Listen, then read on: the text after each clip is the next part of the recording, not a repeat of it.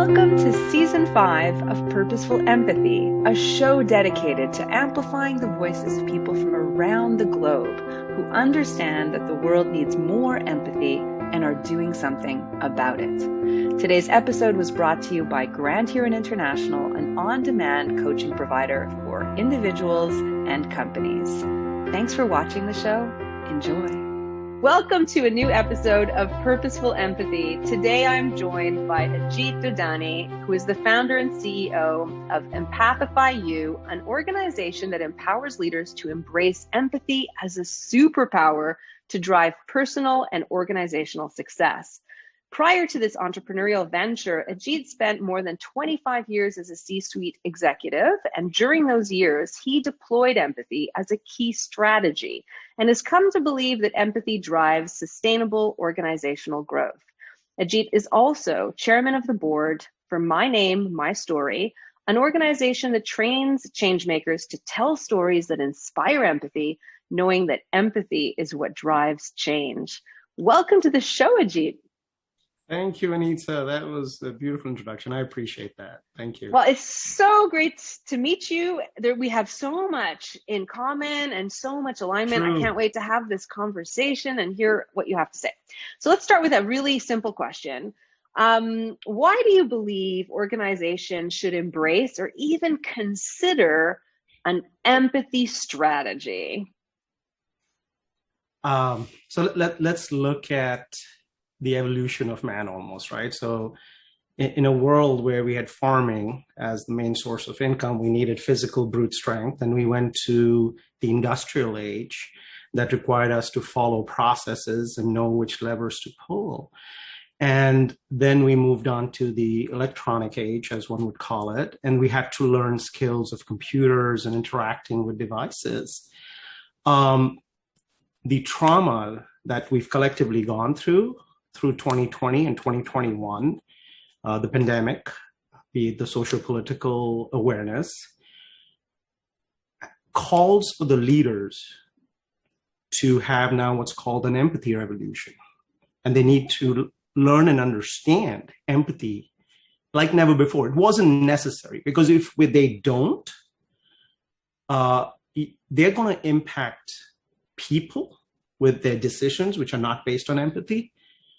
But for those of you wondering, you will leave a lot of money on the table. Because if leaders, as leaders, don't understand and empathize and learn to listen and understand how we can uncover these amazing human stories we have in our organizations, we lose as organizations. I have seen organizations where empathy is deployed as a strategy. We'll talk about that a little later. What happens is that entire organization starts to flourish because there's a rise of trust, there's more communication, there's more collaboration, there's more innovation, and that bottom line leads to growth. And for those of you interested in saying, oh, wait, sounds like kumbaya. No, this translates to millions of dollars of profit for you in innovation and productivity. So the case for empathy is solid. Anita, you and I know that those that don't embrace this right now are literally going to be left behind as we scale from here, because as we talk about the various things going on in the world right now. So you deployed an empathy strategy without maybe naming it as such, or maybe you did consciously through your years working in the private industry, including banking. So Can you give me some examples of how you as a leader used and leveraged empathy as a strategy? Yeah. So let's go back a little bit, right? So I would call myself an empath. So growing up, I felt more, I heard more, I understood more. I just had to walk into a room, I sensed more, right? And growing up in India, that's not the male kind of you're not supposed to show up as a male feeling more, right? So I was told, hey, come on, man up, be strong. You can't do that, right? And I was supposed to cover as such, right? Say, hey, toughen up, right? And I did that actually to kind of go through society at that point, but to realize that there was something special about the fact that I could sense more, hear more, feel more.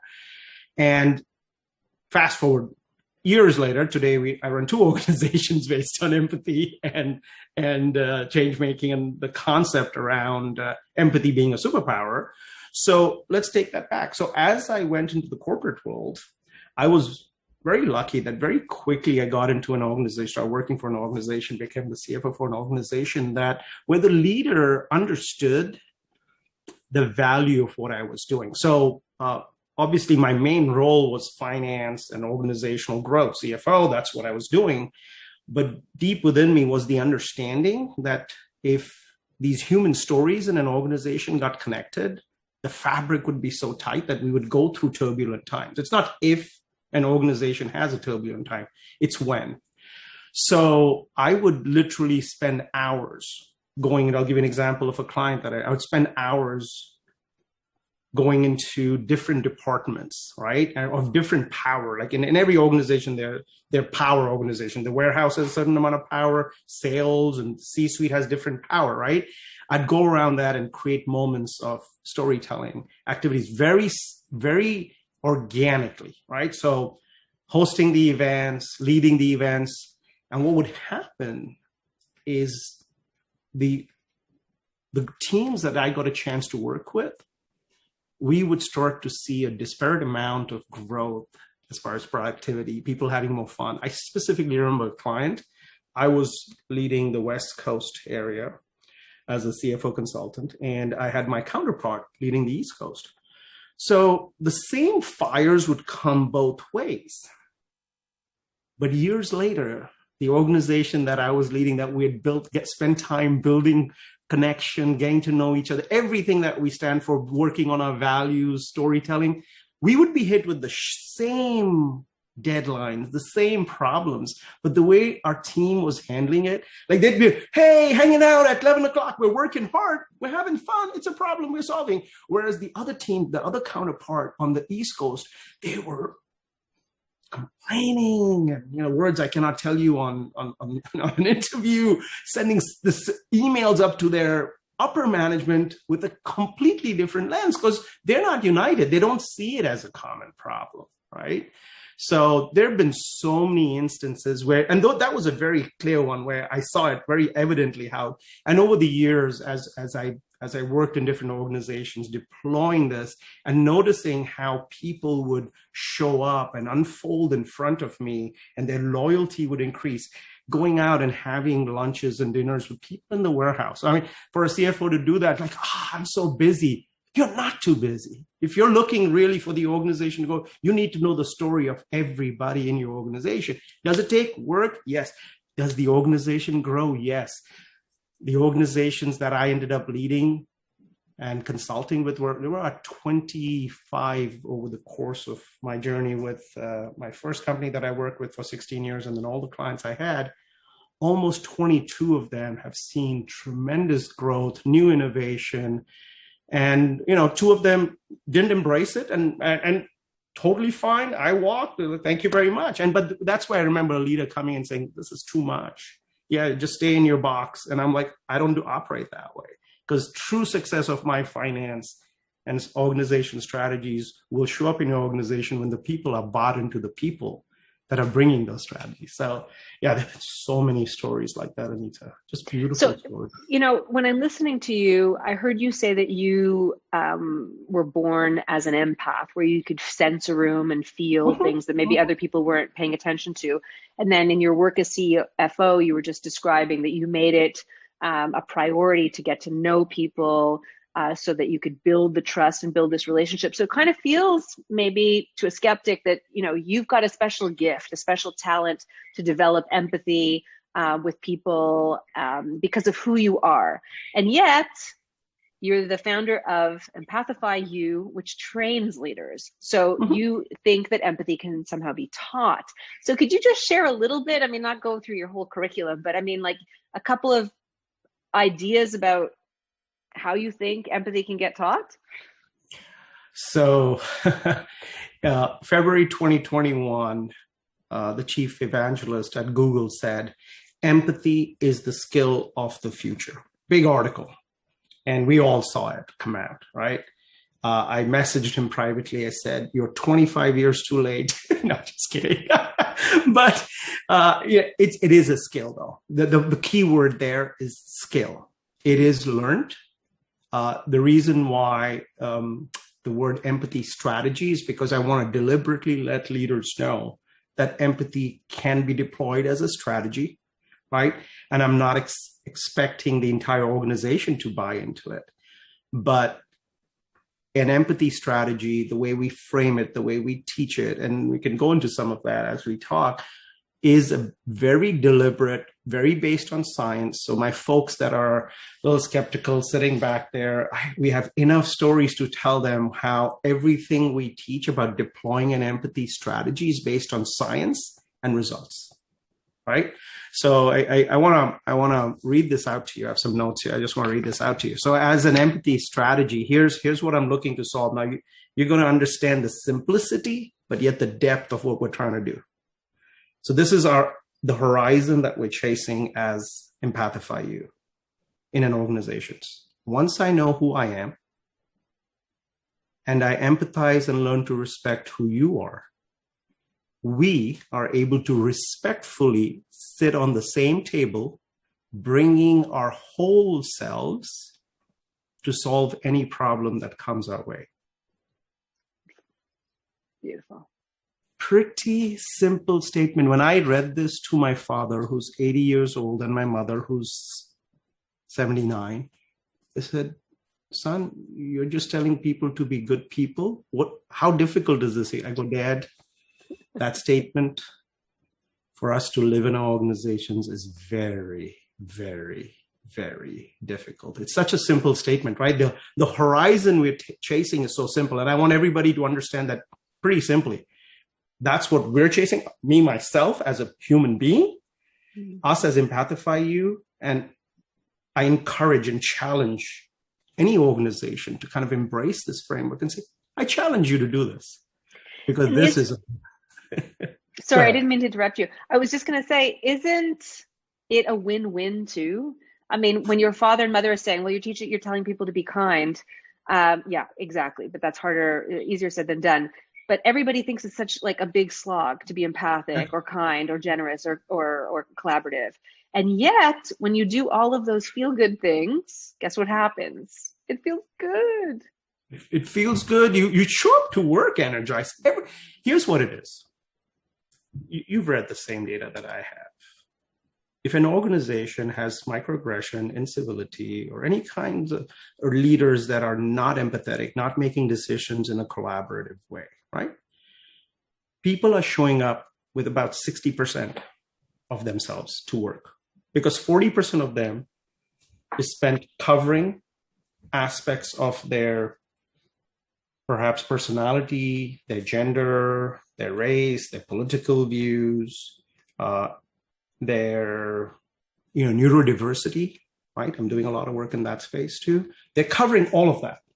And they're spending 40% of their time in their head, not sitting at a meeting fully present. So if any leader is watching this, I challenge you, imagine if your entire organization, you could untap, you could take them from 60, 65% and help them uncover, help them be able to tell their story authentically and not be scared of the shadow values. Because Anita, you and I know, we are empathetic, we are trusting, we have, integrity. But then there are the shadow values that show up in all these organizations. Those are the values that are actually being lived in that organization. Speak more about this, because for people who don't know shadow values, can you unpack that for a second? Yeah. So we have to come back to our original topic. We'll digress into shadow values for a second. So living our values in a company allows us to show up as ourselves. So if I have certain values, so this is how we take somebody down this course at EmpathifyU. So you have a set of values, your company has a set of values. The ideal situation is you're able to show up with all your values at your company. And your workplace doesn't require you to curb any one of them. The best companies in the world allow you to show up as you. And you don't have to, hide the fact that I'm Asian, Indian, brown. I don't maybe like watching football, whatever be the case. I don't have to join the rest of the world, right?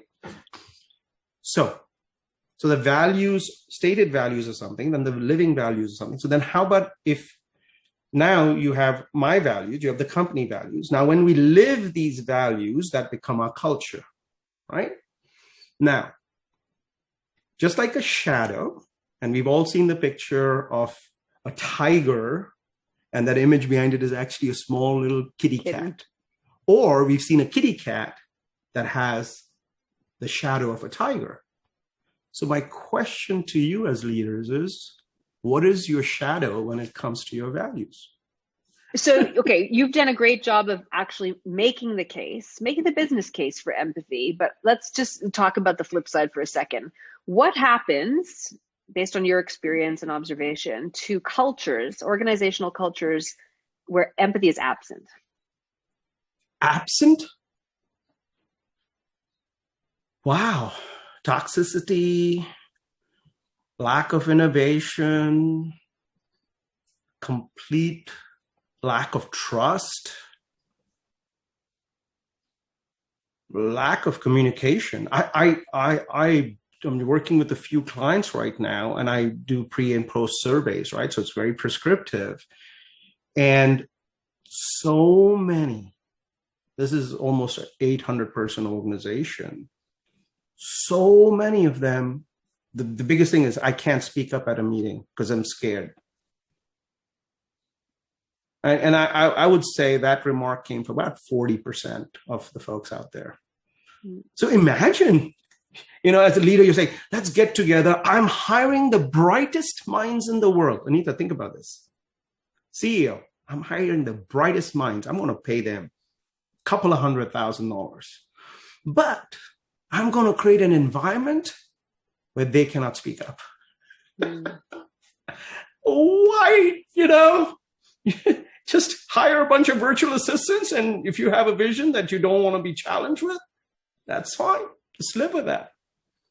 Yeah. So it is toxic. And then it costs money, right? An organization with 50 people, with only 2 people that are microaggressive, you lose about $130,000 a year. I have stuff on that survey. So we can talk about that later. We don't need to go into the research. Those of you interested in research, Kristen Porath did an amazing job around incivility. You can look it up, HBR, right? And then on the innovation side, a company that's just a $10 million company that has this culture where they don't allow people to show up as their fullest, and they're not bringing up, they're losing about $10 million company, about $1.8 million a year in new innovation. So imagine the delta between that, right? So if you're a $10 million company, because you're not allowing people to show up as themselves, you're losing $1.8 million in new innovation because people are not expressed. Then you're losing because of incivility. People are taking 2 hours to write an email because they're scared how their managers are going to perceive. There is no grace. There is no trust. There is no fabric of trust that I can send an email, and if I make a mistake, it's okay. I'm expressing my thought. My intention, but don't create an environment where I have to breathe, re-review my emails 10 times because somebody out there is sitting there with a cane going, you made a mistake and I got you. Yeah. That grace that we can give in braving that Brené talks about, the G's about, we got to give each other that grace. Yeah. And most organizations don't allow for that. And that's what happens. I have clients that talk about that all the time.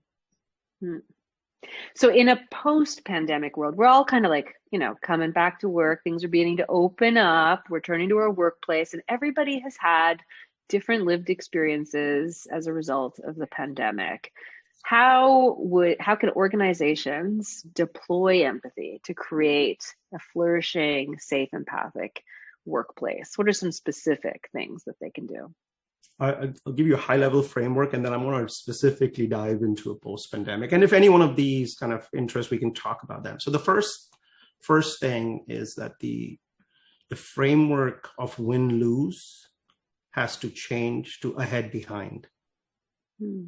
And that framework comes from the work of James Carsey, The Infinite Games, that finally, then Simon Sinek wrote the book, Infinite Games. It was based on James Carsey's work. So when I got introduced to his work back in the 86 or whatever, 90, I think 92, I got introduced to his work, I understood that I can give myself grace, that I'm not winning or losing, I'm ahead or behind, so I can sleep, right? Because if you're an absolute win or lose person, and you have to learn the framework of the infinite games and move towards a framework where you're either ahead or behind, you give yourself grace, and you also understand that nothing is absolute. So organizations are now more than ever need to develop that framework, because just like you said, different people have had different experiences. Most of the executives, all the surveys show, most of the higher level executives have seen their house values increase, seen their investment stock portfolio grow. They're making more money. They're able to save. So it has been, and then the bottom half has seen a disparate, complete reverse of that, right? They've seen the pandemic has clearly shown that it has impacted those with resources less than those without, right? So understanding that not everybody has been impacted the same way is the first thing a leader has to understand. Then they need to understand that anything in our system that is an absolute right now maybe needs to revisit it. And that framework of the infinite game, we talk about it, we teach about it, and we have workshops around it, is how do you develop that ahead or behind mentality so that you eventually reach the horizon that we're chasing. And that horizon that we're chasing, I told you about our horizon. Your horizon could be we make the most amazing cars that have socially responsible and all that stuff, right? But we are following that big horizon, right? So the first thing is you got to help companies reframe that horizon, because that horizon has to include more people, right? We have to learn what we did well, what we didn't do well, and what we have to just get rid of, right? As organizations.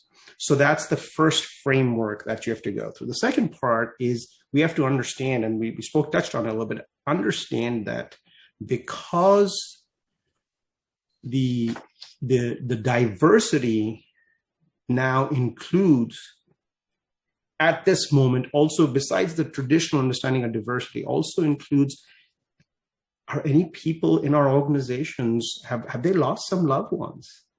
Because the mental trauma of that, you cannot say just come back to work, because if they've lost a loved one and they have to now take care of a ailing parent, or maybe their loved one passed away and they suddenly have responsibility for their kids.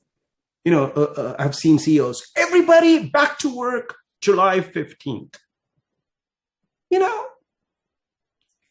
little bit of check, maybe understand. This is where you need that empathy. Go, what am I saying? Because sure, you're living in the Hamptons and you can come and say everybody back to work on July 15th.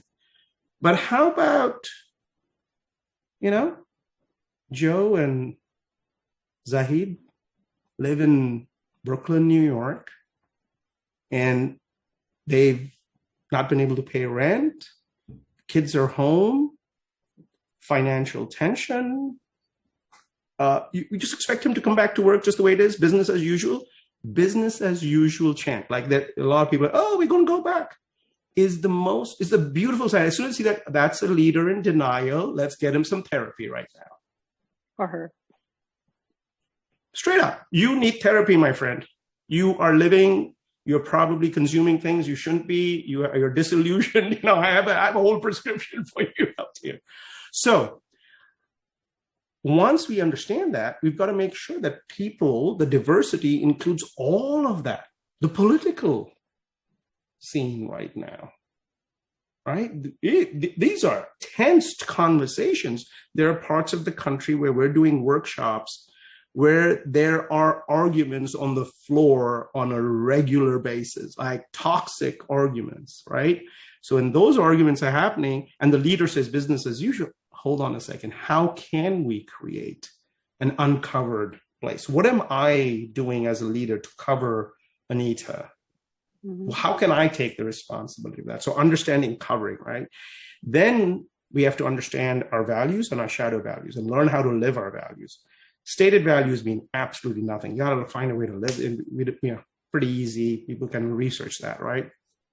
And the most important thing that I think we can talk about right now, I know we're talking about it earlier, is how do we grow from here? It's about post-traumatic growth. So the concept of post-traumatic growth, about 30 years ago, Dr. Tedeschi in the University of Charlotte discovered that,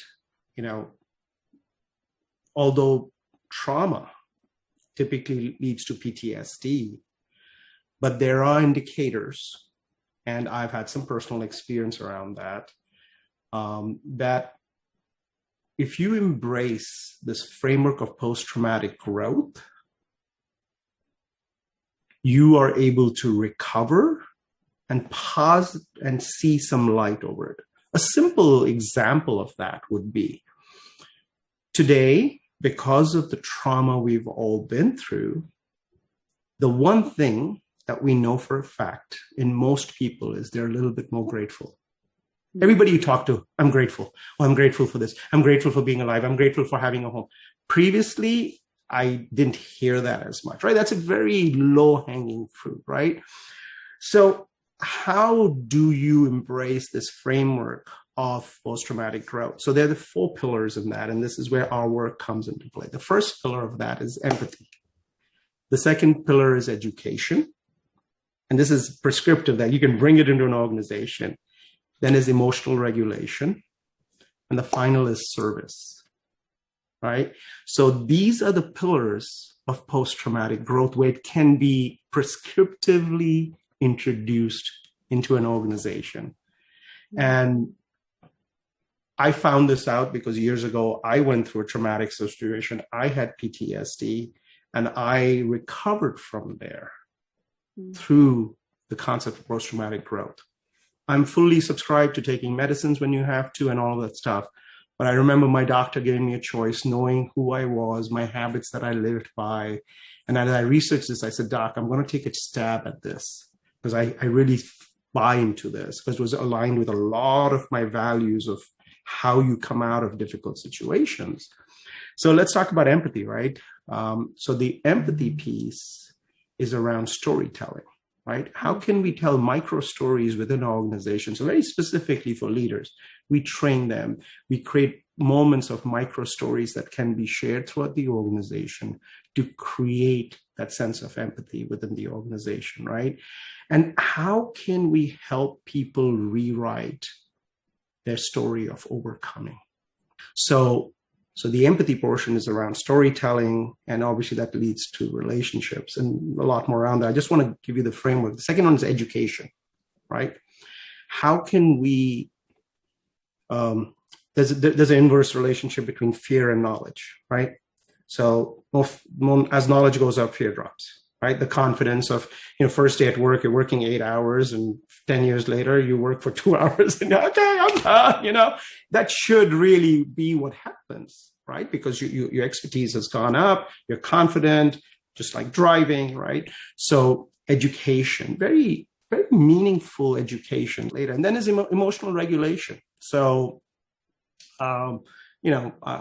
it's great. So when I do my first meeting with the board, so typically I'll go CEO, board, and down, and we as an organization, we train the entire organization, right? We also just brought on board, talking about emotional regulation, really powerful lady from Vancouver, Natasha Ghosh. She's a therapist, she's a lecturer, and just amazing. And she's now presenting on behalf of EmpathifyU, and that we talk about how do you regulate, how do you create psychological safety. And whenever I do these meetings, especially with the board, it's kind of fun. I'll say, okay, I'm doing the meeting, and I put up a slide. Okay, everybody's going to breathe. And you should see a few people get uncomfortable, and a few of them like, yes, here's Ajit, thank you. Because some of them are so bought into the concept of self-care and understanding that when you think about the past, you get depression. When you think about the future, you get anxiety. We can only stay in the present to keep ourselves as a present for the world. So how can we take care of ourselves? And so we have a whole workshop around prepare, perform, recover. And it's all around emotional regulation, right? That framework. Imagine you have 100 people that get it, that are resetting every couple of hours at work. How much more better the work would be. And the last one, and then we can kind of move on, is service, right? As crazy as it sounds, the best thing that we can do for people as a collective right now is to get into the service of others. Although we're all damaged. You and I get it. I mean, it's like, we're made somewhere around the same fabric out there. The ability, I would quote out here, solving a common problem that everyone around the table is passionate about is the fastest way to build community. But why does it take a tragedy to unite us? Let's sit on that for a second. Why does it take a tragedy for us to unite, right? So service projects and, doing them very deliberately. And, some companies, we have different kinds of services, different kind of service projects that they could take in and lead with. And those end up creating, oh my God, Anita, you can only imagine, you're a social entrepreneur. You understand that, right? You understand how that just goes into the fabric. When you start solving problems together, all of a sudden the story is being told, because it's a very prescriptive framework. It's not just, go solve something. So it's like, there's a whole set of stuff going on before, after, during, and that culture that's created, and they're solving problems not related to their company. They're solving community problems. They're solving, and all of a sudden they're able to solve their company problems better. Going back to the horizon, once I know who I am, and once I know who you are, we're able to respectfully sit on the same table and solve any problem that's coming our way. That's a powerful framework. I really believe that is potent when you have the chance to bring that to an organization. So thank you for sharing that. Final question, Ajit. I love asking this question. And you mentioned Brene a few times. She's been an inspiring person in my life as well. And she asks, for the 5 songs people can't live without at the end of her podcast. I've gotten used to asking this question and I love it. Can you think of a story when you were on the receiving end of empathy, or what I call purposeful empathy, like empathy on purpose, somebody really kind of empathizing intentionally, and what that meant for you? It's when you ask that question, I'm so used to giving empathy that when you receive it, it's almost like, wow. I can tell you, because just this weekend, I got to hang out with a good friend of mine. And so his name is Sai. He's a technologist himself. And normally when you hear Sai, technologist, the word empathy kind of doesn't go with it, right? Like, what are you talking about? But this man is probably the most empathetic person that I know, right? As a human being. And I have a lot of friends that are super empathetic. So, I can give that title to a few people. But we have a very special friendship. And I've seen him. So when I go through a rough patch, right? We're friends for like 15, 16 years. When I go through a rough patch in my life, he lives in San Diego, I live in LA.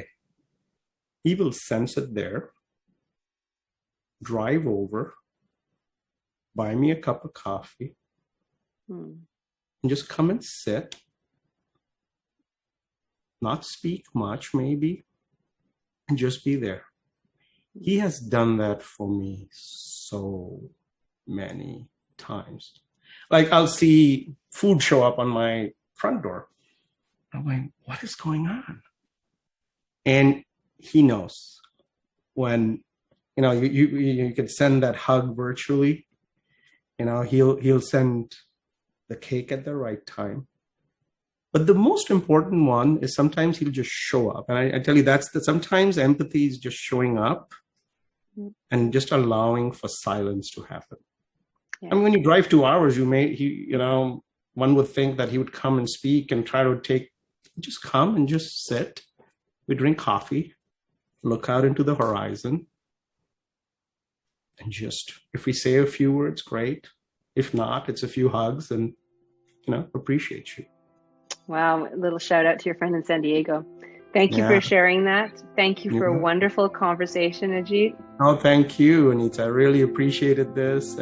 Really enjoyed my session here with you. This was awesome. Thank you.